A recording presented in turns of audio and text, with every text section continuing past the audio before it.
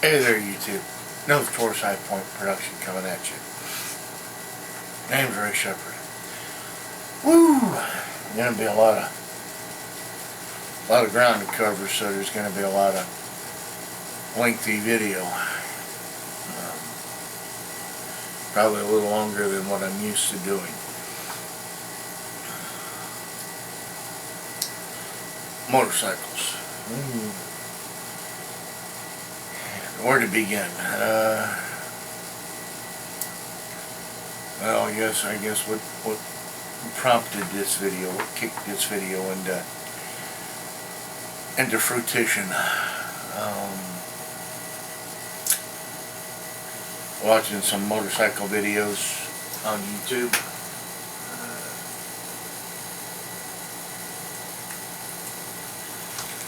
Swag Lab. Bandito, Crash Bandito. There's a couple of them out there that do these culmination or series of motorcycle crashes that happen. People on camera, whatnot. Well, let me begin with motocross racers, speedway racers. If you're on the track and you're doing this for a living, this is not for them. My deepest heartfelt condolences go out to them guys when they crash. You fools rushing through rush hour traffic, feeling the twist of the throttle just to feel the need for speed on public roadways. I see your videos and I almost laugh to death. You guys splitting lanes, sharing lanes. You're comical. One in particular I was watching, got 3 or 4 of these Hurricanes, Katanas up in 800 to 1500 class, and they're all just cutting through traffic, acting like a bunch of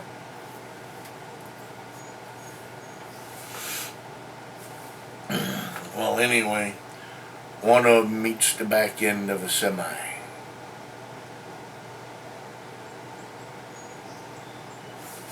Poof, everything just goes. It was right there at that instant. I saw a Wile E. Coyote. Oops. Oh, and I laugh. And somebody got upset about it, you know. They were saying now, well, that's somebody's, you know. I looked them right in the eye, shook my head, and I said, I understand that. But would you feel any different about him had you been out there with your kid trying to teach her how to drive, and he hit the front end of the vehicle and he went through the windshield killing her? Well, would you feel any different about it if he had struck the passenger side of the vehicle killing you while you were teaching your kid how to drive, or while you were just returning home from church or from wherever it was you were at? Maybe it was with your husband, maybe it was with your other, and they killed either you or the other along with themselves. Would that make you feel any different? You have to look at it.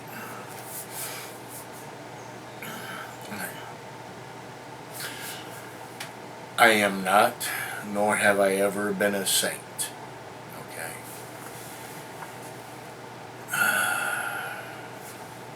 Now, Thus being said, when I teach my kids not to do, okay, I lead, hopefully by example. Am I always in a seatbelt? No. But am I doing 90 miles an hour down a freeway? No. 60, 65. Okay.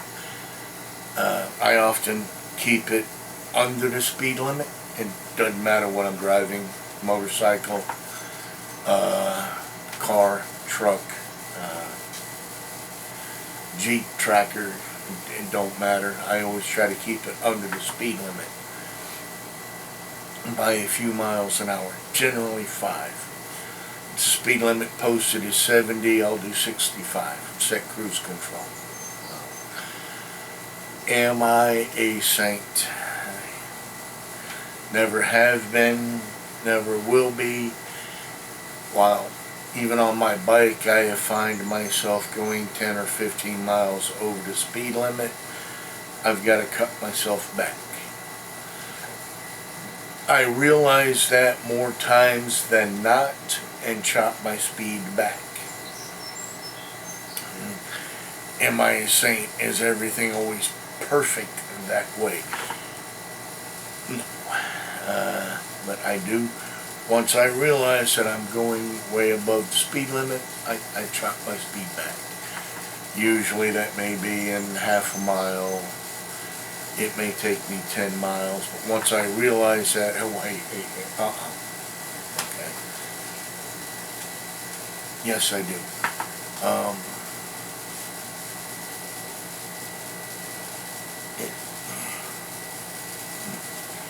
I'm not out there to win any land speed records. I'm not out there trying to rush through traffic. You can't start driving thinking that way. Either car or motorcycle for that matter, because it's just going to get you into trouble. I leave myself an allotment of time anywhere I go anywhere. Anytime I go anywhere, I want at least 20 minutes to a half hour leadway. That way, if anything does happen, I'm prepared for it. I'm trying to teach my kids this, but it's difficult. We always have those that just want to lay around in bed and wait till the last minute, and I find it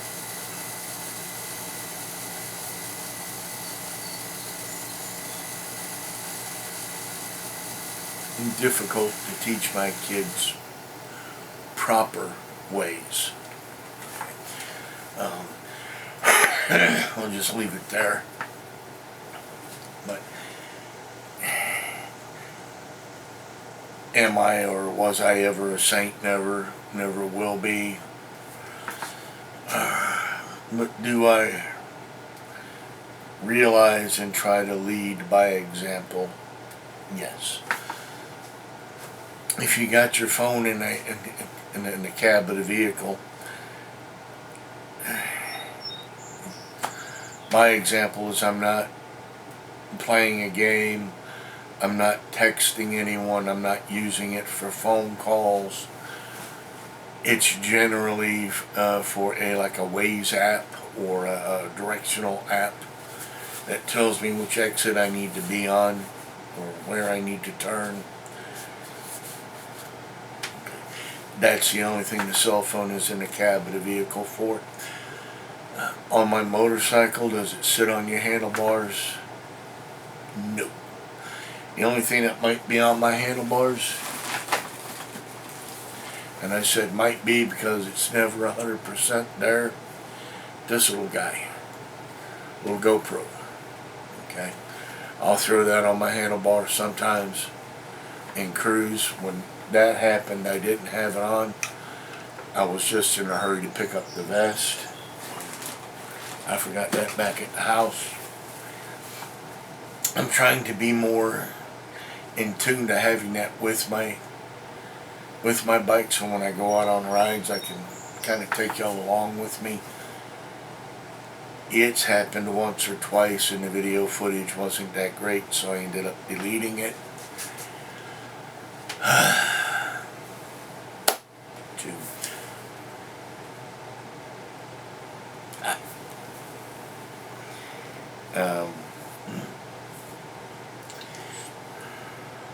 But again, the cell phone's generally in my saddlebag, but it's always in this bag. Okay, I'll put my cell phone in one of these pockets, and I generally will have that on my back. I don't mess with it or fiddle with it or try to. I just generally throw it in a saddlebag on a long distance haul, and I will use it after I get to where I'm going, or if I need it for directions. It sits in the saddlebag, and once I find an area to pull off at, I'll pull off it, check, make sure I'm going the right way, that I'm, doing everything the way I should.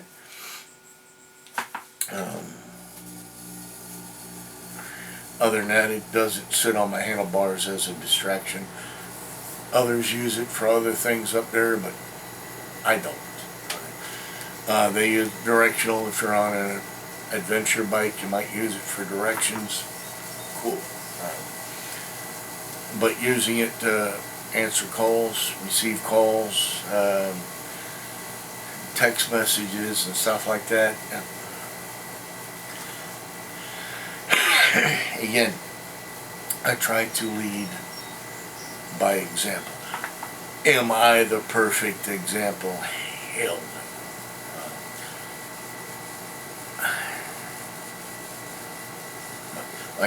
Generally, if my phone is up in the cab of my vehicle, I'm using it for directions. I'm not using it to try and text somebody while I'm driving. This thing here, okay, little EJAS, I can hook that up to my phone, take and receive calls while I'm riding.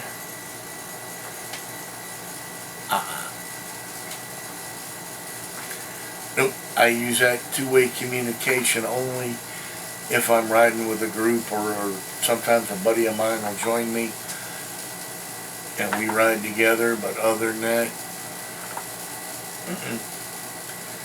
nope. I have had it linked to the phone one time.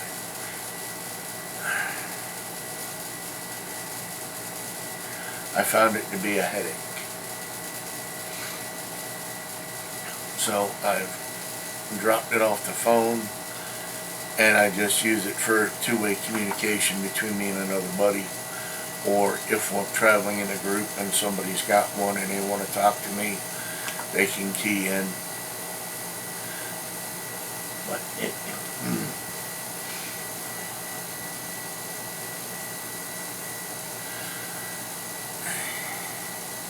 if you're out there and you're making these crash videos and you're distracted driving, you're going through 2-3 times the speed limit, or you're on the tail of the dragon and it's your first time out there and you're trying to impress your friends by pushing it to the max, and don't expect me not to laugh at you.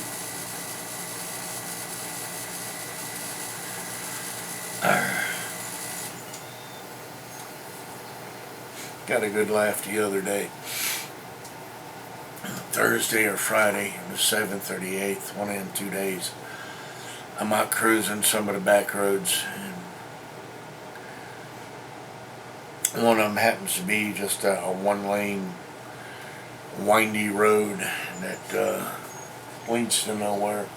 Well, it comes back out on a Highway 80 near my area, You go one direction, you go into Greensburg. You go the other direction, you go into Edmonton.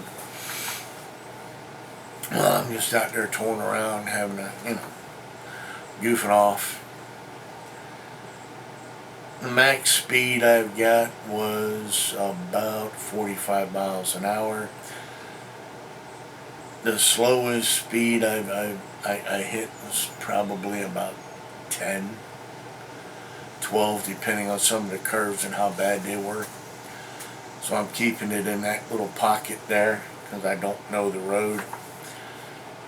Somebody on one of them huge sport bikes, 1100, 1500, whatever it was, pulls up beside me and he's going, vroom, vroom, vroom, vroom. I just look at him and tell him,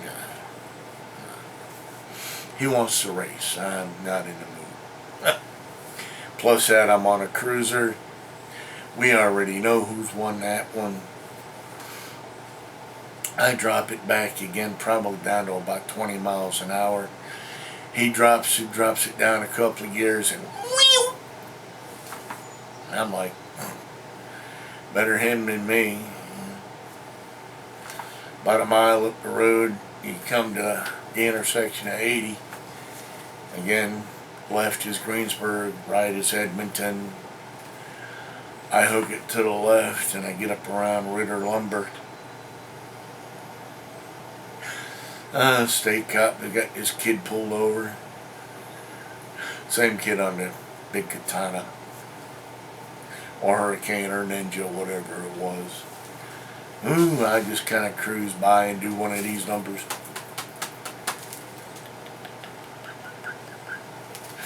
Ooh, keep going.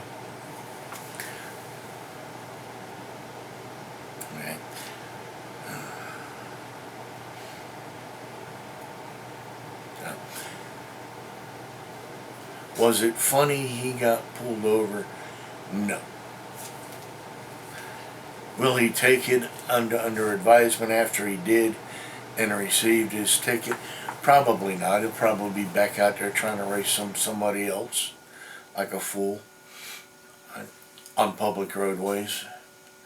If you're doing this on a private racetrack and something happens to you, my heart goes out to you. I feel for you. You're on public roadways, you're doing nothing but creating a nuisance and making it a nightmare for other bikers.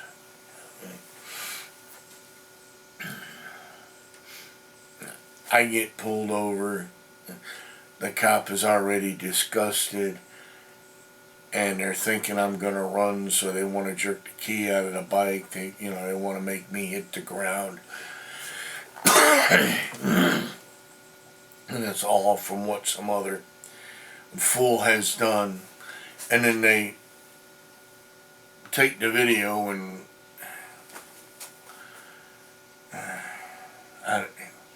I know they're not trying to glorify it, and I know that's not what their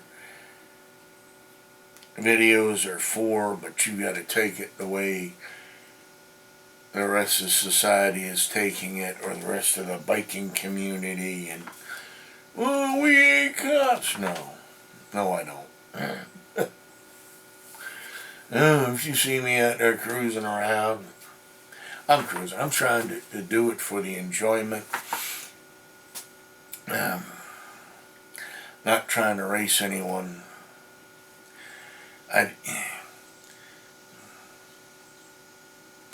That's kind of why I do, or attempt to keep my speed at least 5 miles under the speed limit, as to not to draw attention.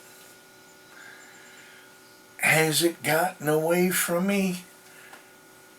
I'm not a saint. I've never claimed to be.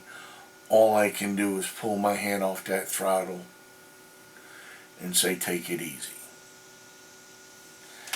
This has been a Taurus High Point production. I choose, therefore I am responsible.